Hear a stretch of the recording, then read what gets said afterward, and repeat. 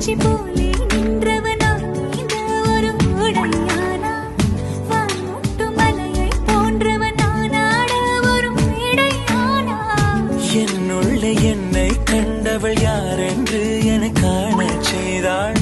கேளாமல் நெஞ்சை கொய்தவள் சிற்பம் செய்து கையில் தந்தாள் யுகம் யுகம்